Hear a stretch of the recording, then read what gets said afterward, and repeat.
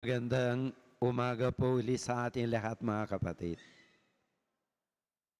Bigyan natin mahal na Panginoon isa pa malakas na palakpak.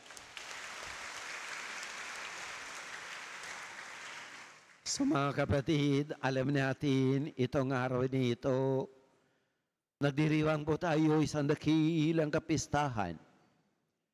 Kapistahan ng Kristong Hari. Ulitin po natin, papurihan natin ang ating mahal na Panginoon bilang hari ng ating buhay. Viva Cristo Rey! Viva Cristo Rey! Viva Cristo Rey! Viva Cristo Rey! Mabuhay Kristong Hari! Mabuhay ang Kristong Hari! Mabuhay Kristong Hari! Mabuhay ang Kristong Hari! Long live Christ the King! Long live Christ the King! Long live Christ the King! Long live Christ the King! Palapakan natin at imahal na hari po.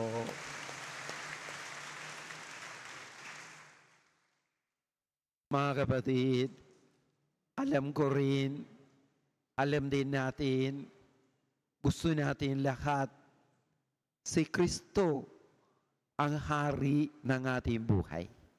Amen? Gusto natin si Kristo ang hari ng ating puso. Amen? Gusto din natin si Kristo ang hari ng ating mga tahanan. Amen? So anong dapat tayong gagawin? Sigurado ang ating presensya nandito sa harapan ng kanyang banal na dambana. Let it speak to Him. Amen? Pero mga kapatid, dalawang bagay na hingi ng Panginoon sa atin upang ipakita natin sa Kanya, talagang gustong-gusto ko. Walang iba, ikaw lang. Ikaw ang hari ng aking puso. Ikaw ang hari ng aking buhay. Ikaw ang hari ng aking mga tahanan. Ito mga kapatid, sabihin ng Panginoon Yesus sa atin, lahat sa pamamagitan ng mga readings na narinig po natin.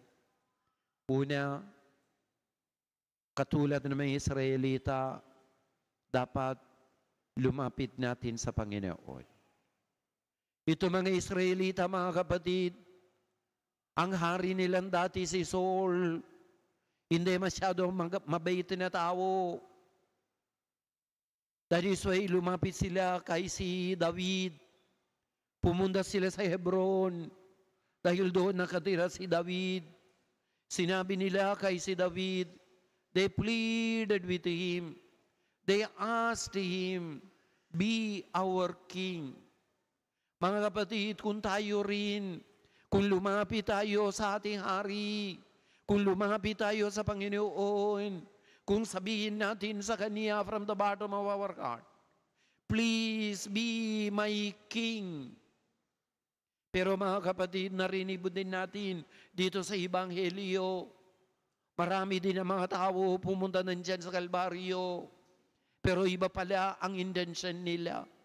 Narinig pa natin dito sa Ebanghelyo, mga kapatid, ang mga punong saserdote, ang mga matatanda ng bayan, pumunta rin sila sa Kalbaryo. Nandyan na sila sa tapat ng cross ni Jesus. Ano ba ang reaction nila, mga kapatid? Nilibak. Itong sinabi, pati mga kawal, mga sundalo, nilibak niya, sinabi ni San Lucas sa atin. They sneered. They jeered at Jesus. Pero nandiyan din isang tulisan sa tabi ng Panginoon. Ano ba ang reaction niya? Sinabi ni San Lucas sa atin, tinuya siya ng isa sa salaring nakabitin sa tabi ni Jesus. Tingnan niyo mga kapatid, they reviled, that person reviled at Jesus nga sabihin ni San Lucas sa atin. Sana nandito po tayo, katulad ng mga Israelita, katulad na lumapit sila kay si David, sana lumapit din natin si Jesus, sabihin natin sa Kanya, be our King.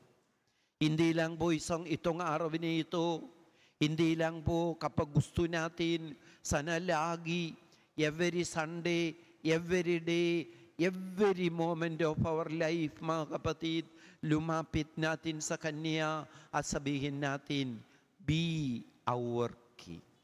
Amen? Amen? Pangalawa po ay mga kapatid, nagdarasal tayo sa Kanya. We pray to Him, Lord, be my King. Narinig pa natin mga kapatid dito sa Ebanghelyo, isa pang tulisan nandyan sa tabi ni Jesus, ang nandyan sa kanang kamay ng Panginoon. Tatlo sila nandyan sa Kalbaryo na puno. Si Jesus, tapos tabi-tabi nila, dalawang tulisan. Una, sa kaliwa, sinabi niya, He's near to Jesus. Pero samantalang, nandyan sa kanan mga kapatid, ano ba sinabi niya mga kapatid? He prayed to Jesus. Ang sinabi niya, alalahanin mo ako, Panginoon. Alalahanin mo ako. Remember me, nga sinabi. That is what we have to tell to Jesus. Remember me, Lord. Remember me. Hindi lang ibang mga tao na remember sa atin, mga kapatid. Kanina, sinabi ng tanong ng itong sacristan sa isa, na ayaw ko nang banggitin ng pangalan. Tanong niya, ilan ang mga kaibigan mo sa Facebook? Sinabi ni isa, 150. San tanong ng isa, 150 lang? Samantalang ako may 300 na kaibigan. Hindi lang mga kapatid, ang mga Facebook natin, dapat ang ating pangalan nandyan sa Facebook ni Lord. Sana alalahanin niya po tayo. Amen? Amen? Bakit mga kapatid? Upang katulad ni sinabi ni San Pablo, ito mga Kristiyano taga Colosas, mga kapatid, Kapitulo 1, sinabi niya mga kapatid, bakit alalahanin ni Jesus sa ating mga kapatid upang iniligtas niya tayo sa kapangyarihan ng kadiliman at inilipat sa kaharian ng kanyang minamahal na anak. Iniligtas niya tayo sa mula sa kadiliman, kaharian ng kadiliman, at inilipat niya tayo sa kaharian niya. At pangalawa na bagay, bakit sabihin natin sa Panginoon, alalahanin mo kami, Lord, upang tayo'y pinalaya at pinatawad sa ating mga kasalanan. Mga kapatid, alam natin sa ating bansa, alam natin din ang ating buhay. Yun po, ngayon, sabihin ni Lord sa atin, gusto ko, I really would like you to be, I would really like me to be your King. Ito rin ang kalooban ng Panginoon. Ngayon, sabihin ni Lord sa atin, lumapit ka. Talagang gusto mo, ako ang hari ng iyong puso, lumapit ka sa akin. At pray to me, sabihin mo rin sa akin, alalahanin mo ako, Panginoon. Amen? Amen? Viva Cristo Rey! Viva Cristo Viva Rey! Cristo Rey! Viva Cristo Rey! Mabuhay Kristong Hari! Mabuhay ang Kristong Hari! Mabuhay Kristong Hari! Mabuhay ang Kristong Hari! Long live Christ the King! Long live Christ the King! Long live Christ the King! Long live Christ the King! Palapakan natin si Jesus. Magsitayo po tayo lahat. Sumasambalataya ako.